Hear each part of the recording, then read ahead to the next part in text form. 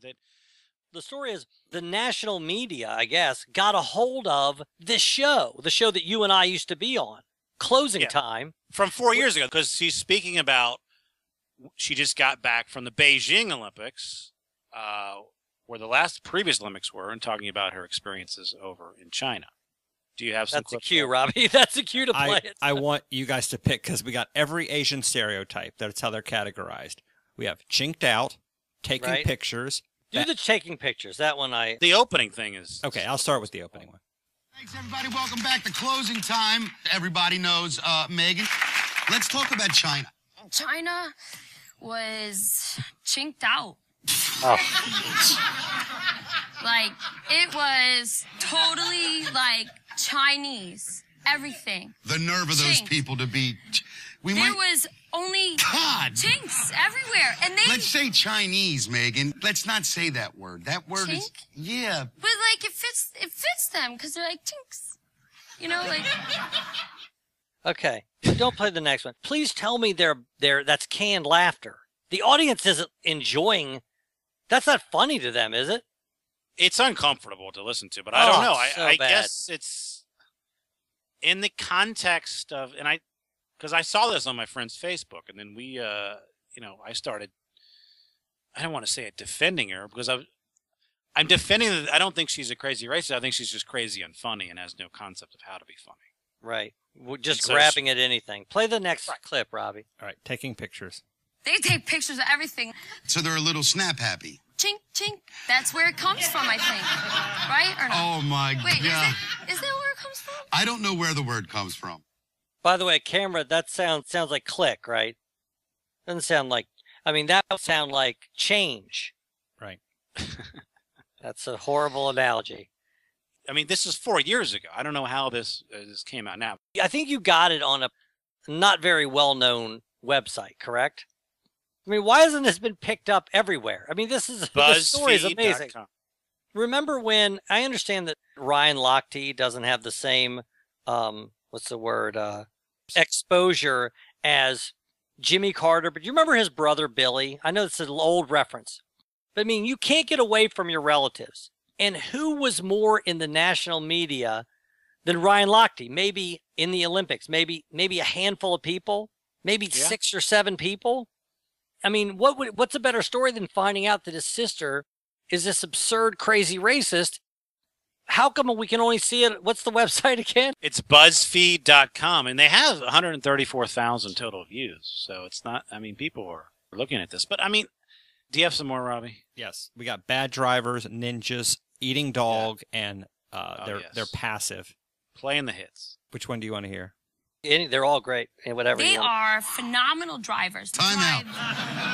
Let me tell you how bad Chinese drivers are. This is the truth. In America, I one time drove into the back of a Chinese guy's car at a red light, smashed right into the back of him. The cop gets there, looks at his car, looks at my car, looks at him, then looks at me and goes, "Can't believe it. Guy backed right into you, huh?"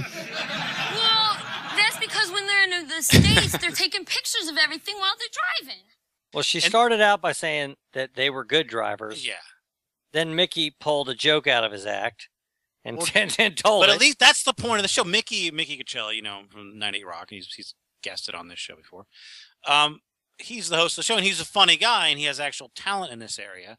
And when we were on the show or there in the audience, she would constantly just interject. She would not stop talking. And even when the guest is on being interesting, she's talking over them. And so I don't think she's racist, but at the same time, if anything negative, she could say negative publicity, I don't have a problem with that, because she's very annoying. She's super annoying, but how can you not think she's racist? Because I just think she's saying... She's trying to be shocking. She's trying to be shocking. Yeah, like when we had Sarah Cinnamington on, and we were asking about dating, and she said she wouldn't date an Asian guy, I think, because of a small penis. Right. Then we questioned her, so really you wouldn't? And then she's like, no, I would.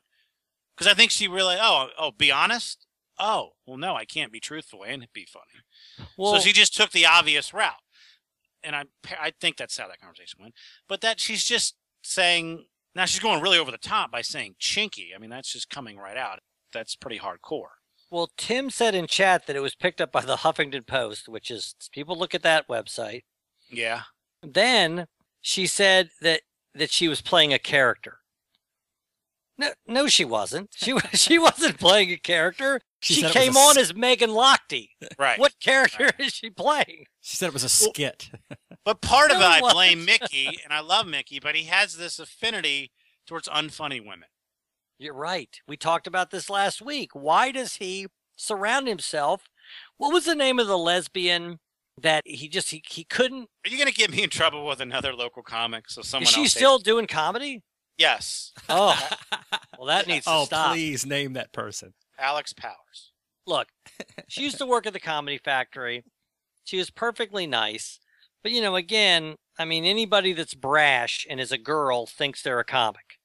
And then, Mickey, he's got I don't know what his deal is. It's almost like how you give change to a homeless person. That's how he is with bad comics.